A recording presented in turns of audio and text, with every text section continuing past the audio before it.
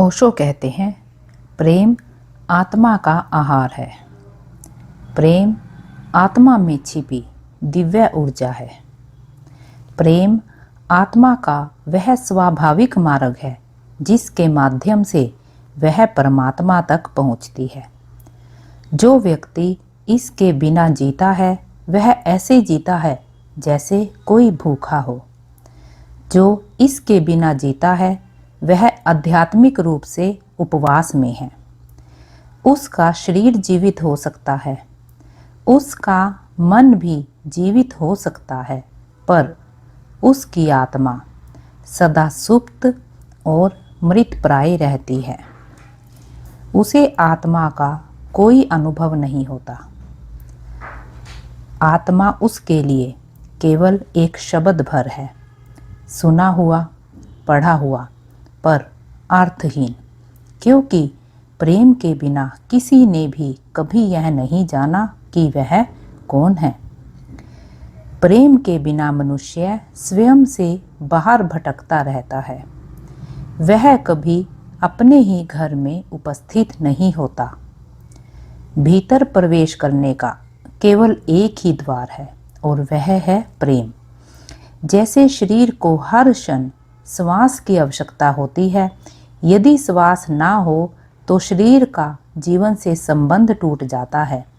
श्वास एक सेतु है, उसी से हमारा शरीर अस्तित्व से जुड़ा रहता है। श्वास दिखाई नहीं देती, केवल उसका परिणाम दिखाई देता है कि मनुष्य जीवित है, और जब श्वास चली जाती है तब भी केवल परिणाम दिखता है कि मनुष्य मर गया। स्वयं श्वास को जाते हुए नहीं देखा जा सकता। प्रेम उससे भी गहरी श्वास है और भी अधिक अदृश्य। यह आत्मा और परमात्मा के बीच का संबंध है। जैसे शरीर और अस्तित्व के बीच श्वास ने आपको जोड़ा है, वैसे ही जब प्रेम की तरंगे बहती हैं तभी आप दिव्यता से जुड़े होते हैं। उस मिलन में पहली बार आप अपने अस्तित्व की वास्तविकता को खोजते हैं। इसलिए प्रेम से अधिक महत्वपूर्ण कोई शब्द नहीं, प्रेम से गहरी कोई अनुभूति नहीं। प्रेम क्या है और जो इतना महत्वपूर्ण है उसे हम कैसे समझें?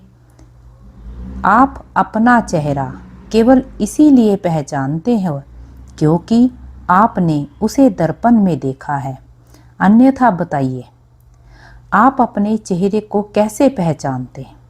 यदि आपने कभी दर्पण में अपना चेहरा ना देखा होता और संयोगवश आप स्वयं से मिलते तो आप स्वयं को पहचान नहीं पाते। स्वयं को देखने के लिए भी एक दर्पण चाहिए। प्रेम वही दर्पण है, किसी दूसरे की आंखों में स्वयं को देखना और कोई मार्ग नहीं। जब किसी की आंखें आपके लिए उत्कंठा से भरी हों, जब कोई आपको ऐसे देखे मानो वह आपके लिए सब कुछ न्योछावर कर देगा, जब किसी की आंखों में आपको यह झलक दिखाई दे कि आपके बिना वहाँ जीवन सूना हो जाएगा, आप ही हरियाली हैं, आप ही वर्षा के बादल हैं, आपके बिना सारे फूल मुरझा जाएंगे, केवल मरुस्थल रह जाएगा, तब पहली बार आप खोजते हैं कि आप भी महत्वपूर्ण हैं। आप इस पृथ्वी पर कोई दुर्घटना नहीं है, आप मात्र संयोग नहीं हैं। पहली बार आपको अपनी सार्थकता का बोध होता है। पहली बार आपको अनुभव होता है कि इस विशाल लीला में आपका भी एक उद्देश्य है।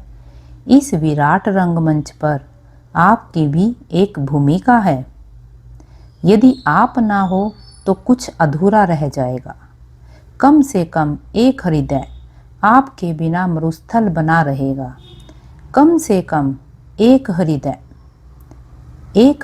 में आपके बिना कोई वाणी नहीं बजेगी। इस प्रकार किसी एक व्यक्ति की आंखों में, उसके हृदय में पहली बार आप अपना मूल्य देखते हैं, अन्यथा आप कभी अपना मूल्य नहीं जान पाएंगे। चाहे कितना भी धन इकट्ठा कर लें, भीतर खालीपन रहेगा।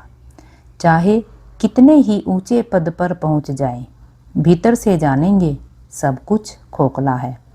यदि आप पद और शक्ति से लोगों की आंखों में देखेंगे तो आपको लगेगा कि आपके बिना वे अधिक प्रसन्न होंगे, आपके कारण वे दुखी हैं। यदि आपके पास धन है और आप लोगों की आंखों में देखते हैं तो आपको प्रतीत होगा कि आप उनके शत्रु हैं, जैसे आपने उनसे कुछ छीन लिया हो जिसे वे आपके हटते ही वापस पा लेंगे। प्रेम के बिना आप स्वयं को केवल निरर्थक ही नहीं पाते, बल्कि अनेक आँखों में आपको अनुभव होगा कि आपका होना ही अपशकुन है, जैसे आपके कारण समृद्धि नहीं बल्कि दुर्भाग्य फैला है। इस दुर्भाग्य की चीखती आवाज़ों के बीच आप नर्क से घिर जाते हैं, और यदि जीवन आपको नर्क जैसा लगे तो समझ लीजिए कि इसका कारण प्रेम का अभाव है। जैसे जैसे कोई प्रेम में उतरता है, वैसे वैसे वह स्वर्ग में प्रवेश करता है। प्रेम के बिना अन्य सारे स्वर्ग केवल कल्पनाएं हैं, प्रतीक मात्र हैं। वास्तविक स्वर्ग केवल एक है।